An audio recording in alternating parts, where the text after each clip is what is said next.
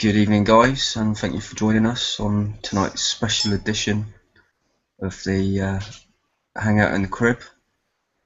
Tonight we're going to be talking about the Forsaken Wallet Wars and no more frubbles. So without anything else, we'll just go straight to the BP prof. I'm sure I will enlighten us. Okay, but we should say hi to Tess, who's here as a special guest this evening. Oh, this is very true. Sorry. That's okay. Good evening. Hi, everyone. So yeah, we've got Tess with us tonight as a special guest. With us, some Thank of you you. might know her from the Friday shows, Medusa. So welcome, and please excuse me for forgetting all about it. It's all right. All right. So Okay.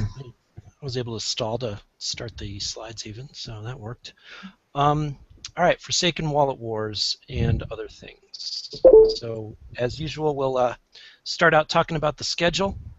They did release a couple bug fixes this week. Just in case the model list window you were worried your names were getting cut off. They fixed that. Something about extending expired rogue crews from the dock window. I didn't really run into that. Not sure what the. Yeah, I had that a few times where you couldn't do it unless you went to launch your fleet, basically. Oh, okay. So yeah, it would just dismiss it. You didn't have that option where you used to press dismiss and then it'd come up and you could extend it. It would just dismiss your crew. Hmm. Unless, of course, you just went to launch your fleet and then it would give you the option. So it was a bit rubbish, especially when I'd done it to a Grease Monkeys crew, which I wasn't very happy about. But there we go. Yeah. All right. And then they did announce that there's going to be a Going Rogue campaign this weekend with the same prize packs as last week. So Marauders, Blitzers, Cutthroats, and Monkeys. More Grease Monkeys always come in handy, as do Cutthroats. Indeed. I'm down to like 4 cutthroats now, so an extra one's going to be all right for me. And I'm down to 3 Grease Monkeys, so yeah, another one of those for the road would be nice. I tend to use mine. Yeah, same here. Yeah. The thing is though, what I've been doing is I've been, with the new 75 dredges, I've been using my subs and been using my Nighthawks to basically to prep them out and then just sticking a gunboat in there because you still get the amount from the very beginning. So I've just been sticking a gunboat in. I've been prepping one, sticking a gunboat in there whilst I prep the other one, sticking an irradiated cutthroats crew on and having like 60k for like an hour's damage. That's pretty nice. So, well, nearly 70k. So it's always a good way. Yeah. And also, if you haven't got Nighthawks, with B-Torps is easier because you've got that little bit of extra range. But you can also use your Deluge Reapers. It does take quite a long time to do it if you want to do it with no damage, but you can clear all of the fleet out. It takes around about 10 to 12 minutes, depending on how good you are at doing it. So it's just a little tip there for people. Save some repairs. Yeah, that's good to know. I tried it with my Spectres since I've never gotten around to building Nighthawks, but they just didn't do enough damage. I wasn't detected, but they didn't do enough damage to take out one of those ships on a without surfacing. So that wasn't too pretty. No, this is something I will try now that I've heard that people are doing it. So I'll give it a go probably tomorrow.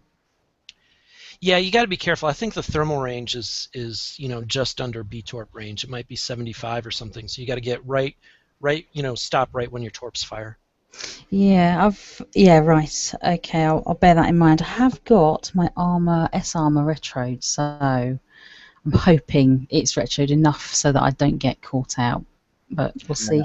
I think it's mostly the thermal range that you've got to be worried about. Oh yeah. The sonar's not good enough to see you anyway, so it's Yeah. bad. But obviously, if you want to do it with your Reapers as well, I mean, it'll give you a bit of practice with your Reapers. So Yeah, that's. It'll Yeah, take, I it'll take, definitely need to. it'll take ages if you haven't got much rank on them, but it's good practice for using your Reapers. So. Yeah, I do need to rank them up a little bit more, but they're getting there now, so I'm quite happy with them. Cool. All right, and then we've got Forsaken Wallet Wars. I missed one. It should go through Monday. Starts tomorrow, should go through Monday. So we'll talk more about that, obviously. Next, we also saw the release of some patriotic paint jobs, or of course models, as they like to be known. This one's kind of interesting because so they've got flag models for the USA, Canada, and the UK.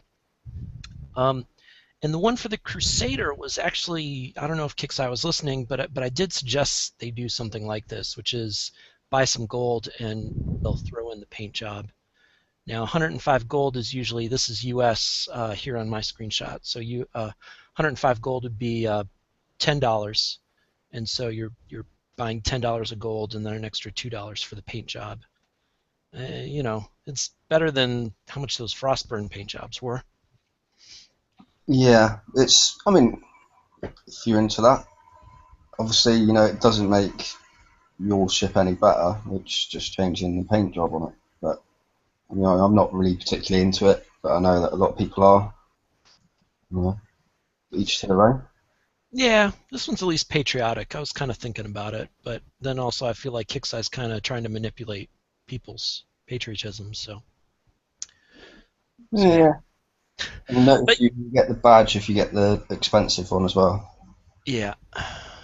Well, but see, my point is the Crusader one isn't really that expensive because it's really you're only paying $2 more than you'd pay for the gold. True. This is true. Yeah.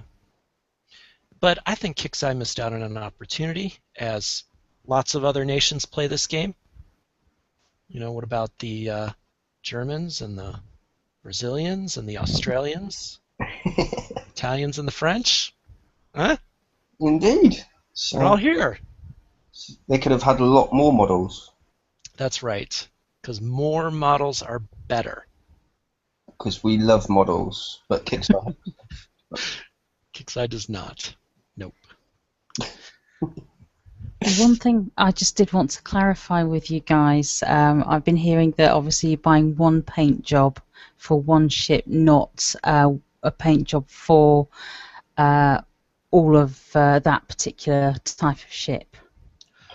See, I haven't been able to confirm this with anybody up to now. If anybody out there has actually bought it, it's in chat.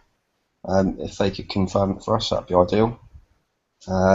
Obviously, I haven't bought one, and I don't think any of us have actually bought any. So it'd be helpful if you could tell us whether it is just for the one or whether it does apply for all of your ships. That'd be ideal. Yeah, I mean, I hadn't heard about this for any other of the paint jobs that you can only put it on one ship. I think every other. Yeah. So I don't know. Maybe it might be a glitch for some people, or something like that. I don't know. Maybe. But yeah, if we could get some confirmation from chat, that'd be ideal. Yep. All right, moving on. PvP improvements. Players are no longer able to attack members of their alliance. And then you've got a cooldown for joining an alliance after leaving or being removed from an alliance. So what does this mean? No more frubbling. No more tying up base guards. No warehouse handouts. And no base tests. Well, yeah, I mean, you know, there is obviously the good points of the no frubbling and the no tying up base guards. The no warehouse handouts bit, that's sort of a double-edged thing, really. You know, it's bad for people who are used to going and just taking bulk rares off of people. But it's also going to get the salvage cleaned up quicker. Yeah, yeah. So that is going to help out a little bit with that. The only real downside I see to it is the base tests, really. Yep. Yeah, you can always get somebody who's not in your alliance to do that for you, though. I mean, Yeah. I've got no shortage of offers. Well, that's because you Yeah. hang around with me. Let's be honest. Just a Yeah. bit. Yeah, this afternoon someone sniped one of my ally mates, and I gave out a couple base tests. It was really kind of me, I'm sure. That's what they wanted. It's the way to do it. It's helping the community. That's what we do. Yeah, yeah. Free base tests for all. Right. But, really, kind of this in-alliance hitting, I think it's kind of like pillow fighting. It's just fun and tapping away at each other. Yeah. See, pillow fighting. But what does Kickside do with pillow fighting? Bang. Charge you. No more pillow fighting. There we go. See, Okay, naughty Kickside. that's right. All right. And I know we all wanted to see the young ladies pillow fighting. All right. Are we ready to move on? Yep. Okay. So now on to Forsaken Wallet Wars. So Kickside put up their forum post, and we'll get to what we expected with the no insurance and why they're called Wallet Wars. But I'll try and go through all the major points here. And this picture actually is really, there's a lot on it, and it's very illustrative. So I'm just going to actually sort of go through it here. So the way they've done this is there's no brackets and no rating. There are prize groups of 500 players, and as before, those prize groups are separated by world, and they're filled from the bottom up. So this says out of 50, I'm sure it's one of these delightful Kickside visual glitches. It should be out of 500. So you've got that. I know there was some early misconception that it was just one prize pool for everybody, and only the top few people would actually win the hull. That's not the case. Yeah, I mean, that was more down to the way that Kickside worded it, I think, more than anything. Yeah. And, let's be honest, we're not going to put it past them to do that. So. Yeah. Yeah. Yeah. Okay, so now this one's kind of interesting. And they said it twice, and I couldn't find anything where people were discussing this one. So maybe, again, it's just the way I read it. But they said points are based on damage. Deal heavy damage to your opponent to climb the ranks. And in the text of their post, they said points are earned via damage, where points earned equals damage dealt. And I can't tell if that's a change or not. Previously 100% damage was 100 points. Maybe I'm just making a lot of something that's nothing, but I don't know if points are going to be equal to the armor rating, how much you kill, or if it's the same, if it's still 50% damage, 50 points, so forth. They didn't say anything about kill streaks, but there is the kill streak meter in their window.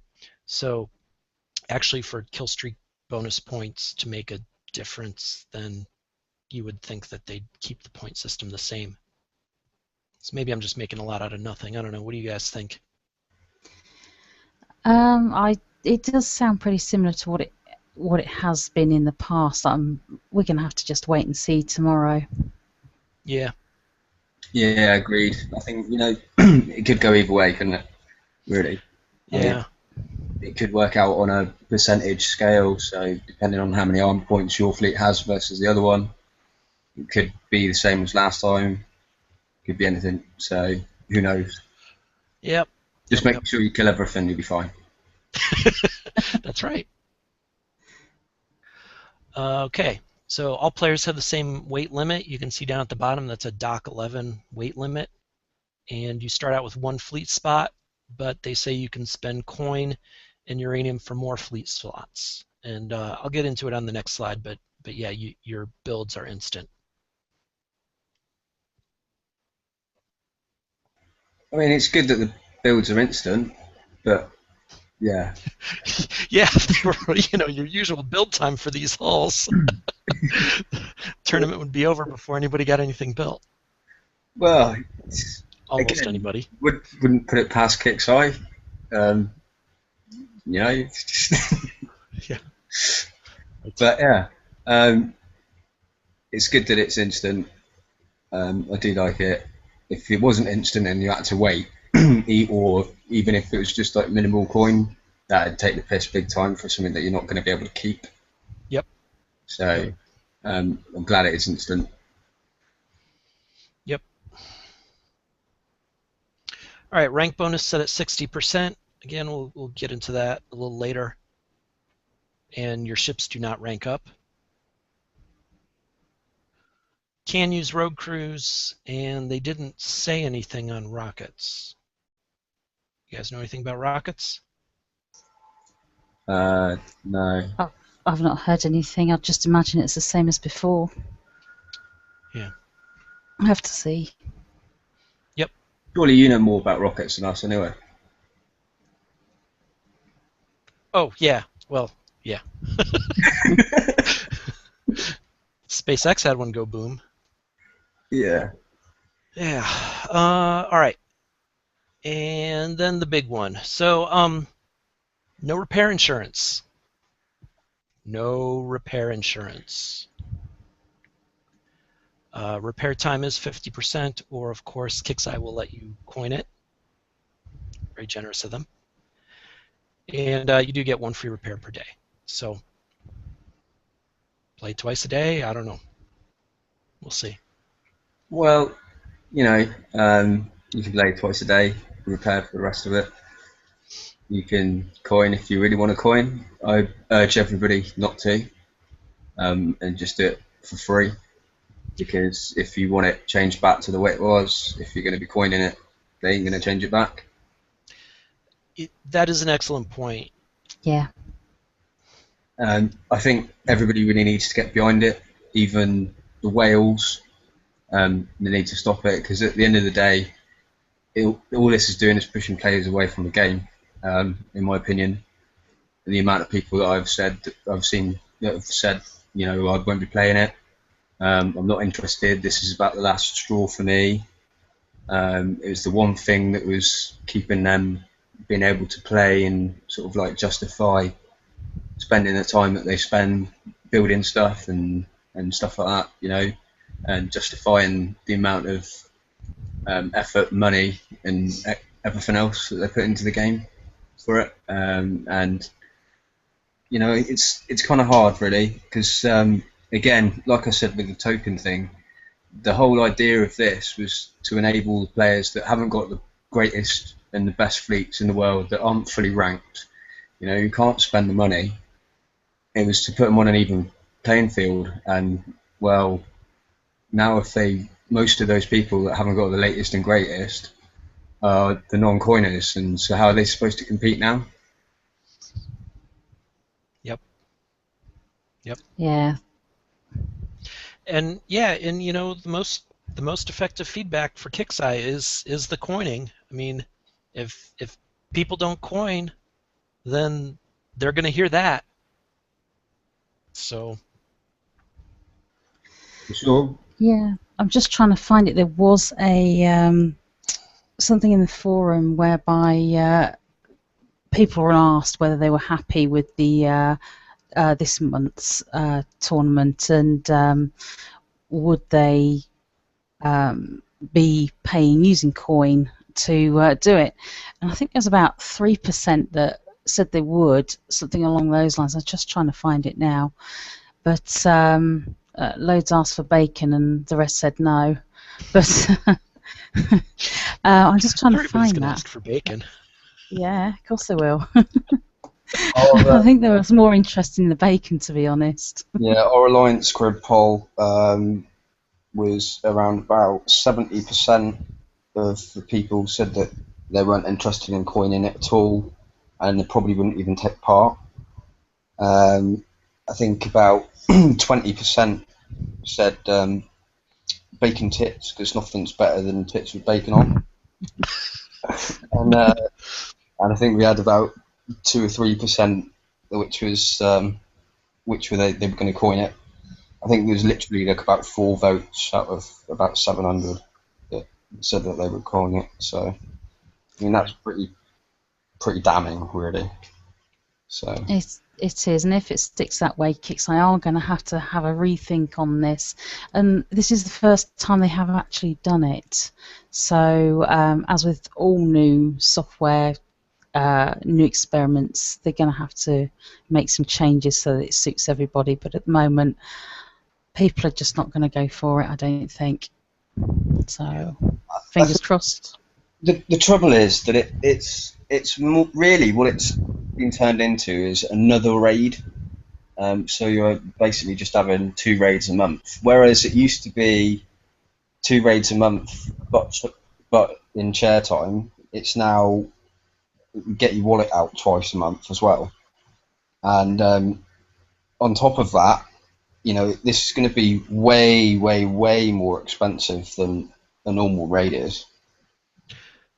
Because realistically, if you've got people who can choose from a limited amount of stuff, the battles are going to be pretty close. Right. Realistically. And, you're going to be taking a hell of a lot of damage, which is going to, in turn into a lot of coin if you're going to coin it. I think everybody needs to just stick to be doing it the slow way. Have your free one in the morning, do another one straight away after that, go to work whilst your fleet repairs, and then come back to it, and then once your fleet repairs, go in again, do that, repair it overnight, and just do that. Because otherwise, you're literally just you're gonna get shafted in the wallet for it, and you're gonna get shafted in future. Because if you coin it all of the time, they're just not gonna listen to everybody. Yep. Yeah. I mean, this is because of the way this is a pool and ranking. It's only as expensive as the top guy makes it, right? I mean, if nobody in a pool coins, nobody's going to run away with it. Yeah, exactly. I mean, if nobody's going to coin, and you're still going to get those. It's the people who want to get the victory skin for like 150 wins and all that rubbish. They're the people who are going to like push it right up. But realistically, everybody should make an effort, to try not to coin it. I know it's harder said than done, but just think about the community as a whole, not just yourself. And obviously, if you're going to do this, it's just going to continue to get more and more expensive for you to do it. So, I just suggest not doing it. Either not doing it, or if you're going to do it, don't spend any coin on it, because you need that repair insurance back. Even if they take away all your uranium like they did last time, at least that's better than what this is going to be, because this is going to be stupid. Yeah. If they had left the repair insurance in, I think people would be pretty pleased with this thing, even if you weren't getting uranium back. No, even if they left the insurance in and you weren't getting uranium back, I think this would have been an absolute hit with everybody. Because it's going to be fun. Don't get me wrong, it's going to be fun. It's going to be close battles, and you're going to be able to show off your skills a bit, even if you haven't got the ships that are available to use. Right. The players that have never had access to these top halls are at least going to get to try them out for a weekend. That would be so cool if I never had access to any of those halls. I'd be so psyched. Yeah, I think it is a really positive thing for new players coming into the game, as you say. Yeah.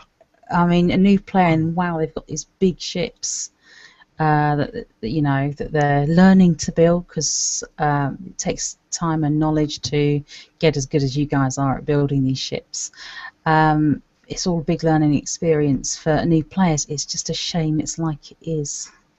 To be honest, I think it's rather than having that effect, that if you had the uranium insurance in there, and and you could keep going and you could do it for free, rather than having having to coin the repairs, or at least wait out the repairs, I think it's going to have an opposite effect to people going, oh yeah, wicked, I'm getting to play with top hulls and stuff like that. You know, if they're used to, no offence, but low end tech, and they start playing around with some of this stuff, you know, the repair times on it is going to put a lot of people off even playing and thinking that they're going to want to get those holes.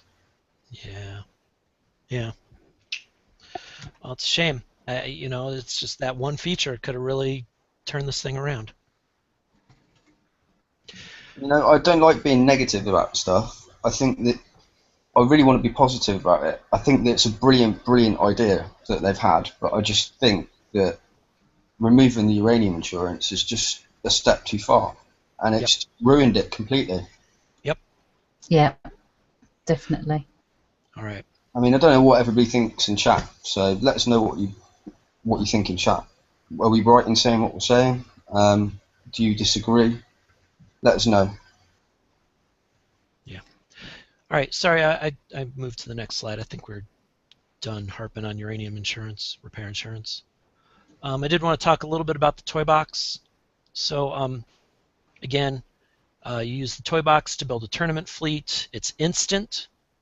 Kixeye has selected a lot of Hull Specials weapons and armor. I was sort of hoping that they'd stick to like low end, old school stuff, but they went the opposite direction. They pulled out everything. You know, top end equipment, limited hulls, flagship hulls, all of it. I took a squint up and down the list that was posted, and the stuff that I could find that wasn't listed, and maybe I just missed it, but you know, the Nova Storm, Fallout Armor, and D5U, those are about the only high-end items that I could find that were missing. So let's see. They said no shipyard bonuses apply, and I'm assuming that your retrofit bonuses don't apply. Yeah, Not sure. they did say that retros wouldn't apply. Okay. I do believe. Yep. And shipyard too. I mean, realistically, they should have kept that in there, I think. But Yeah, I agree with that. especially if everybody's on an even keel, you know, what difference is it really going to make? That it's just going to make the builds a little bit better. That you can obviously put together. I guess. I mean, what's really getting the bonus that you're realistically going to use? Maybe arbalest, phalanx, and plate armor. Yeah, but 15% is quite a lot. Okay. When you think about it, if you're going to put, you know, all of the weight in there, then it's quite a lot of weight. You can do quite a lot with that. Right, but most of your equipment isn't taking advantage of it anyways, is what I'm trying to say. True, yeah. All right, and then the last point, we did talk about it already. Instant build, instant refit, but in order to refit, you've got to be repaired. So have fun. So yeah, you can change your build as much as you like, but you've got to make sure it's coined before you change it. Unless, of course, you coin to open up extra slots in your dot. Yeah, and they did say you can spend uranium to open up extra slots as well. So. Yeah. Interested to see how much uranium it's going to be. Yeah, we'll see. So, I mean, if they get giving you a coin option and then a uranium option, I'm guessing the uranium cost is going to be pretty high. And will they be putting out more dredges for that in that case? Probably not, would be my guess, since there's no obviously there's no uranium insurance, so there's no real need for it, is there? So I expect they'll probably keep them on the same cycle. Okay. Yep. All right. I threw up a slide with some advice. Obviously, the rest of the panel might have some ideas that they want to share, but I'll read through mine. First of all, the Nighthawks and the Phantom Nighthawk is in there, so don't forget sub-defense, or at least think about it. I would have preferred no subs in there, just to take that out. But Well, I if mean, you concussive damage is a lot of damage, um, and you know, a lot of damage turns into a lot of coins. So, of course, they're going to be in there. yeah, Aegis is in there. If you know missed out on the Aegis from last month's tournament, the players that have them really like them and see a lot of benefit from that 40% damage resistance. So Agreed. It's basically like having a demo squad on your fleet, so yep, at all times. So yeah, it's definitely worth having in there. yep. A couple other things if you maybe for newer players, right? If you're using carriers, don't forget to use power cells. If you're using mastodons, don't forget laser targeting because they don't have retargeting built in. So there's that. And then from a math perspective, if you're up at 60% rank on these high-end hulls with high reloads, your low salvo weapons like Arbalest and Siege Missile and S-Launcher are going to be just more effective than high salvo weapons like chain guns and torrents and the N launchers. So think about that when you choose your Larry, weapons. do you just want to quickly run through that with because I know that a lot of people still don't understand about salvo reload times. I don't know if you just wanted to go run through it quickly, just to sort of educate a few people if they're a bit worried and they're not really understanding why it is that high salvo weapons aren't quite as good at higher rank. Sure. Okay, so first of all, the way the rank bonus is applied to reload is that your reload time is multiplied by 1 minus the rank percentage. So any kind of reload time that you see on the blueprint is going to be multiplied by 0.4. Okay, 1 minus 60% is 0.4. So something with a 10-second reload time is actually going to end up with a 4-second reload time after the rank bonus. And then any hull reload bonus is compounded on top of that. And sorry, off the cuff, I'm not going to try to explain how that bonus is applied, but it's a little different than rank. I wrote an article on it back in December. So the weapons that you use are going to have drastically reduced reload times, especially again if you're a low-end player not used to these high-rank ships. However, this bonus affects reload time. Okay, it does not affect the time the weapon takes to shoot its salvo. Okay, and so a salvo 1 weapon, like an Arbalest, fires 1 shot and then it starts reloading. So an Arbalest gets all of its benefit of that rank bonus. So you know the Arbalest, I don't remember what the Arbalest reload is off the top of my head, but essentially the effectiveness of that weapon is kind of fully improved by that rank bonus. Okay, all the benefit, the Arbalest gets all that benefit.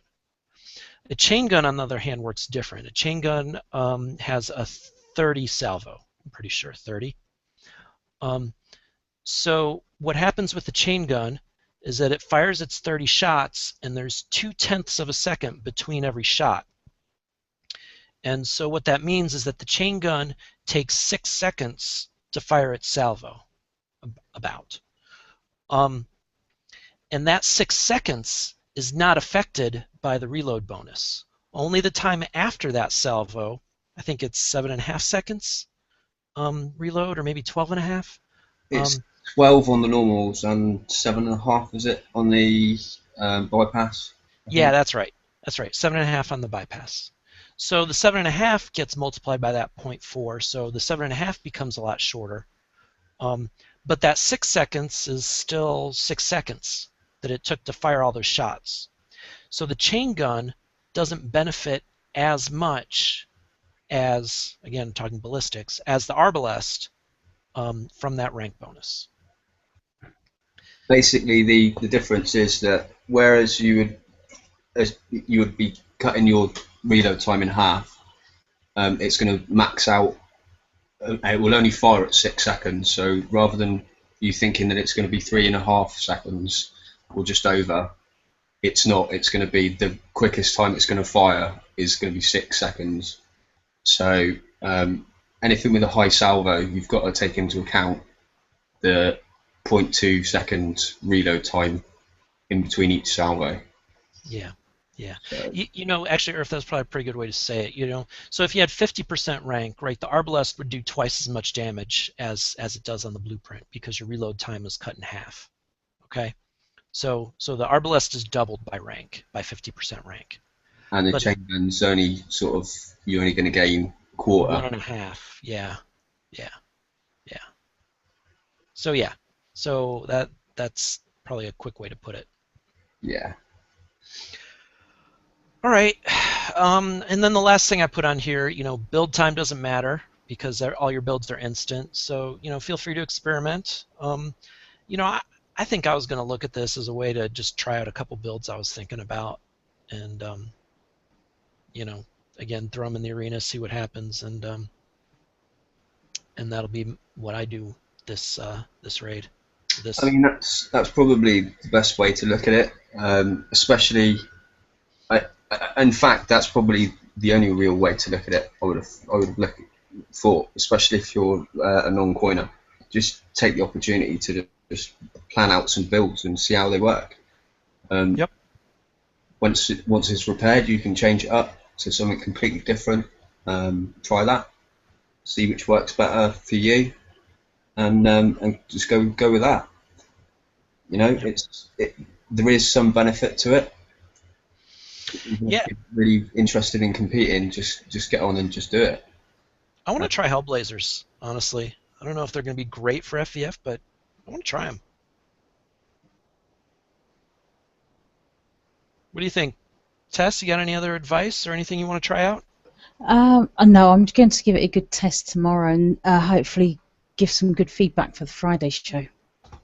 Okay. That's but it's just gonna be good fun to mess about and see what we can build. Yeah. Yeah, I'm gonna play about in Huggies and pick up a few different bits and pieces and see what I can come up with. Some really outrageous ideas and just see how it works. Really. Yeah, people are already doing that. I mean, I've got already somebody's given me something that they're going to put in and give a try, and it looks absolutely awesome. I won't give out details because that's his little thing, but yeah, people are doing that already. So they just try not to coin it too much, though.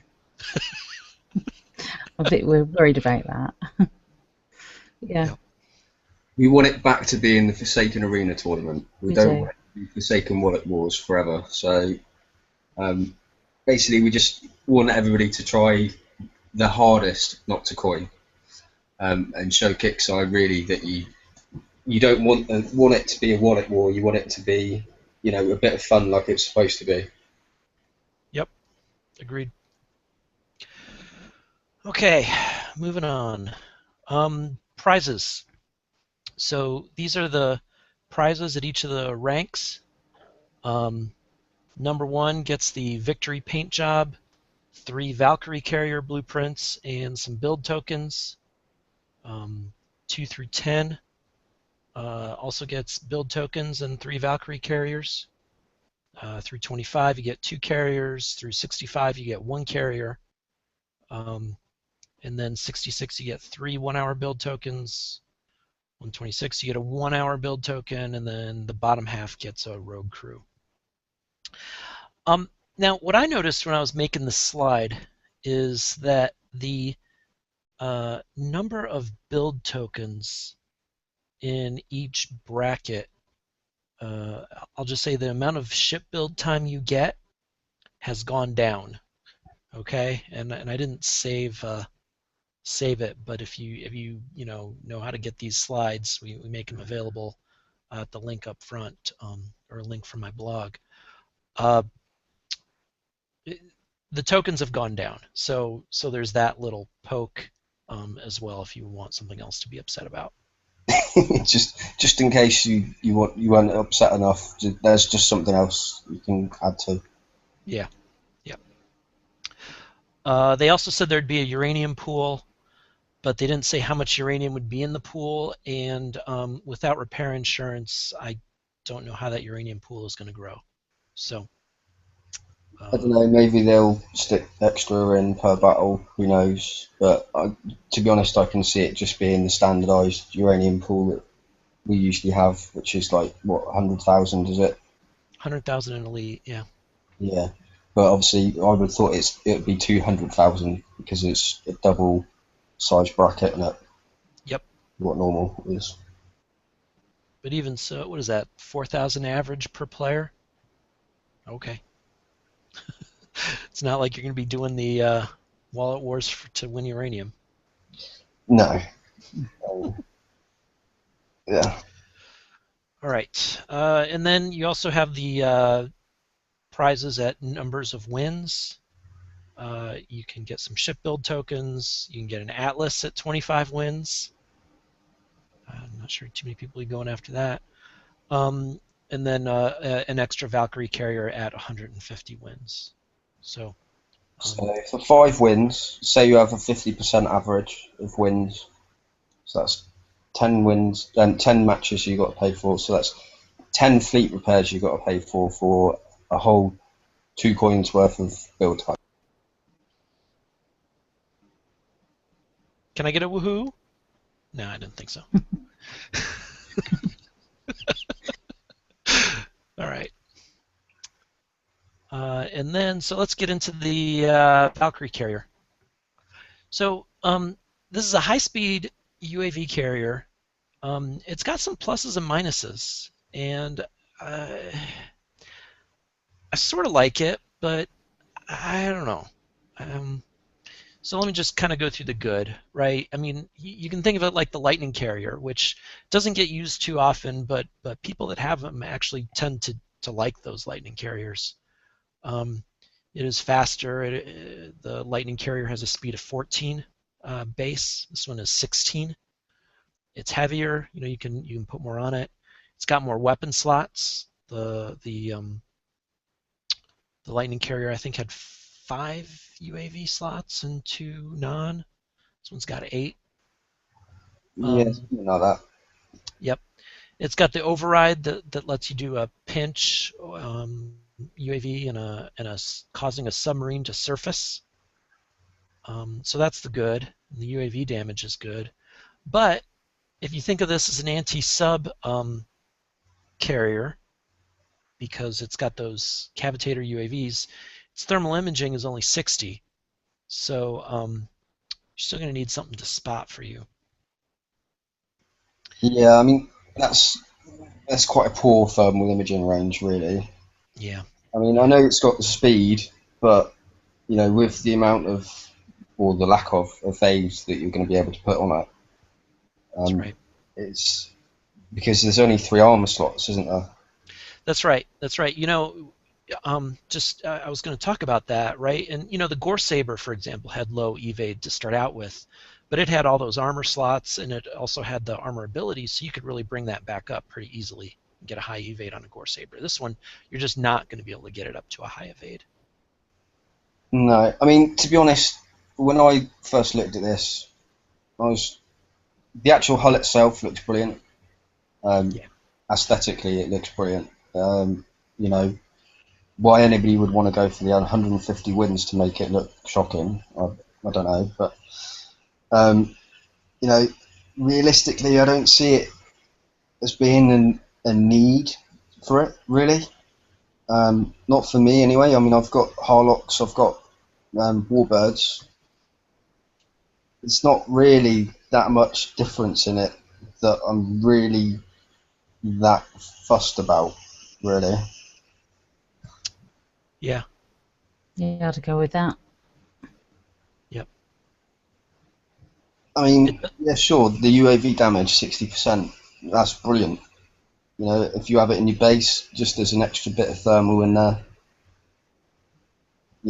and just to change something out, say, for instance, if you've got like a V2H in there or something at the minute, and you wanted to change it out, I mean, you're still losing thermal range on it. Obviously, you can use it as an extra thermal and possibly rise subs if they even get spotted.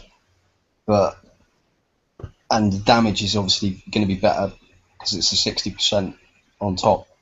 Add the power cells in there, that's going to be pretty nice damage from UAV. Yep. But I mean, for the effort and for the amount that it's going to cost in order to get up there, and especially if people do start going mad at it, it's not really for me. Agreed. Yeah, I totally agree with that. I mean, people in chat might think differently. Again, you know, we always like to hear what your opinions are, and we'll share them out on the show. So give us your opinions, see what you think, and then we can obviously bring that up in a minute. Yep. So I got one more slide. And then also the top players do win the Valkyrie Victory model. It's got that garish yellow and blue. I think the Atlas Victory model was also pretty similarly garish. Some people prefer different Valkyrie models. And that's all I'm going to say on the matter. Yeah, the one on the right far better than the one on the left. I mean, really, it's, to be honest, it's a really pretty ship. But how can you call that a victory model? That's just like a fail model, really. You know? Yes, I spent a huge amount of money, and I'm going to show it off in the most obnoxious way possible. It's not pretty. It's not pretty after you've done that to it. So, just a couple of things that have come up in chat. All right. So, Ross Wood has come out and said, so explain what part of this event is to draw coiners, because I look at this and I see the opposite, total fail. And then you've got Damnation and Hellfire. I'm a coiner, I'm not paying for that garbage.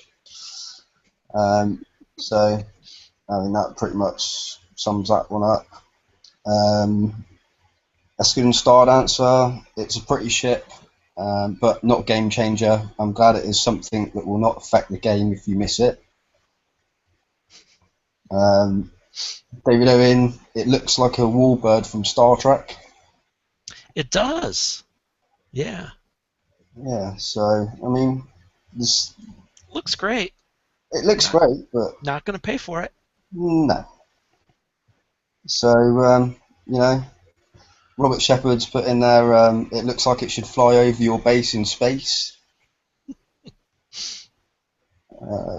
So that's that. Just have a look, see if there's anything else in here. Does it have disruptor cannons? It does fire the pinch UAVs. I don't know if that's what he meant, but it doesn't have cannons. Someone's put in there, use it with the Frosty as a sub hunter, which is, you know, a very valid point. Yeah. But there's plenty of ships you can use with the Frosty as a sub hunter, right? I mean, you don't need a Valkyrie carrier for that. No, exactly. I mean, what are you going to be able to do with a Valkyrie that you're not going to be able to do with Frosty and Mastodons, really?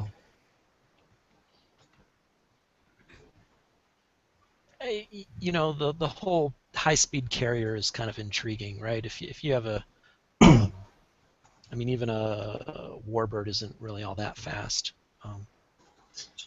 but you could build it to be a badass in the open water. It's just you can build lots of ships to be badass in open water. Yeah, but still, I mean, unless you've got a Frosty in there, you know, which a lot of people are using in different fleets. I mean, unless you set up a specific fleet-to-fleet build with it, what's the point, really? Because, I mean, they've sort of shot themselves in the foot because they've brought out a fleet to fleet hull that you're never going to be able to use in the arena event. So it's just kind of, well, I don't know. They just need the head seen to, I think, really. You know, if they think that people are that dumb that they're going to do it, which, you know, we do know that certain people are and certain people will do it because they like to have shiny things, but I don't know, it's just, if you actually think about it, what really are you going to use it for? I mean, out on the map, you know, without the evade, Crusaders are going to eat these up, you know. Yep. So, I mean, that's a given. It'd be great to use in the arena, but you're not going to be able to use it in the arena if it carries on with the way that it's going to be going. So, what's the point in getting it?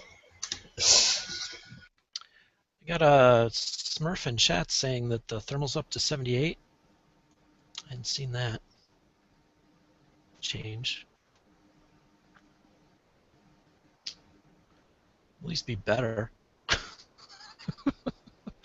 Well, I think now they've seen all of the negative feedback that everybody's because I haven't really seen any positive, well, completely positive feedback at all on the forum. I mean, I've been in there, I've been checking it every couple of hours and stuff like that today, so we could talk about it on the show. But you know, it's not been 100% positive. A lot of people are saying, you know, it's a brilliant idea and stuff, but with the pulling of the uranium insurance, they're not really interested in it. They're not feeling it. Yeah, yeah, and yeah, I do see the substitute CS icosahedron. After additional testing, we have decided to adjust the Valkyrie stats. Thermal imaging range 78, ballistic defense plus 30%. So now there's that. Well, that makes it a little bit better, but Doesn't still, make it a must-have, but it's better. no. I mean, what's the sonar gone up to, or is that still the same? I think that's the same. 40? They didn't say they changed it.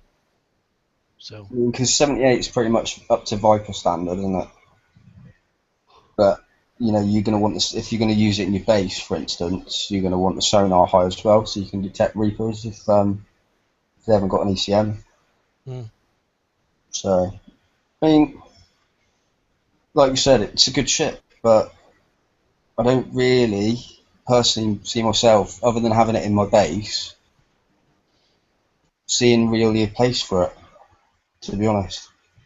And I'm only, if I was really interested in it, I would only be interested in getting one.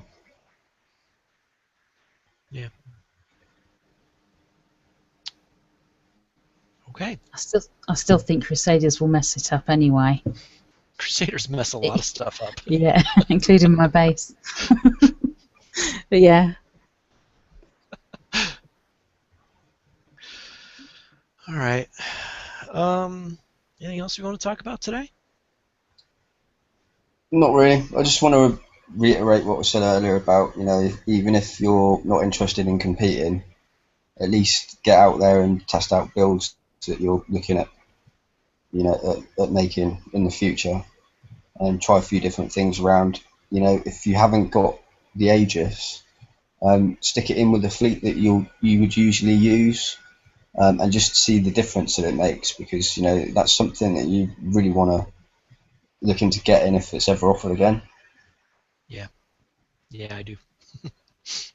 So, you know, it's just play about a bit and just see what you can come up with. Try a few different fleets out. You know, try a few builds of different things and go from there. And you know, basically just try and have fun with it without spending, you know, your life savings. Yeah. Yep. Right. So, is anything else that anybody else wants to bring up? Anything in chat? Does anybody want to? There's a few comments saying that they love the Aegis. It's a great boat in chat. There's quite a few of those, and I agree, definitely. Yeah, mine's nearly done. Woohoo! So anything anybody wants to bring up in chat, just tap it in there and we can bring that up. I think your cat has something to say, Irf. Yeah, he wants food. He always wants food. It's terrible. Go and catch your own food. Go on. All right. Well, I guess we can sign off. Yeah, Thank look. Yep. Yeah, that's about it, I think. Anything else we want to know? Larry? No. No, there's nothing in comms other than how much they love the Aegis, and that's more of a game changer than this new fleet. But that's it. To be honest, I think the Aegis was pretty much the biggest game changer up to now this year, I think. Sorry. Maybe. But yeah, right. Thank you very much, guys, for coming. Really appreciate you coming out, especially those of you in the UK. I know it is late for you. Thank you very much for tuning in. Thanks for everybody's comments in chat. Don't forget to check out Larry's blog. What's your blog, Larry? bpprof.blogspot.com. I haven't posted anything in a week plus. I'm debating whether I should even post anything on this tournament, but I'm sorry, on this wallet war. So there's that. But yeah, when I post, there's great stuff on it. So there. Even if you're still a bit wary about how the salvo reload works and stuff like that, Larry's article back in December, you can go back and search through some of his articles. Really good reading. It'll teach you a lot about how the game mechanics work. So it's always good to go and check it out. Even if you do pop in there every now and then and just check out a few bits and pieces that interest you. It's always a good thing. Yep. Yeah. Don't forget also BP Crib page as well. So that's facebook.com/The Battle Pirates Crib. Go in there. All of our fleet builds are in the photos and then albums bit. And then there's albums for each individual ship, so you can go and take a look. There's a lot of good builds in there. If you've got anything you want to add to the album, message a page and we can sort that out. If you're having any issues with builds and stuff like that, or you need some help with a specific build, you can message us and we can help you out as much as we can. Thank you very much for coming. Thank you very much for watching. And if you love Medusa's voice as much as everybody does, make sure to join us on Friday because you'll be here from the community show as well. Sorry, guys, I'm not singing. Smurf asked for a song. No, it's not happening. And we should all see you Friday. I don't know if Larry will, but we'll probably not. We're going to be there. And if not, we'll see you. If you can't make it, we'll see you next Wednesday, same time, and we'll catch you later. Okay. Good night, everybody. Good night.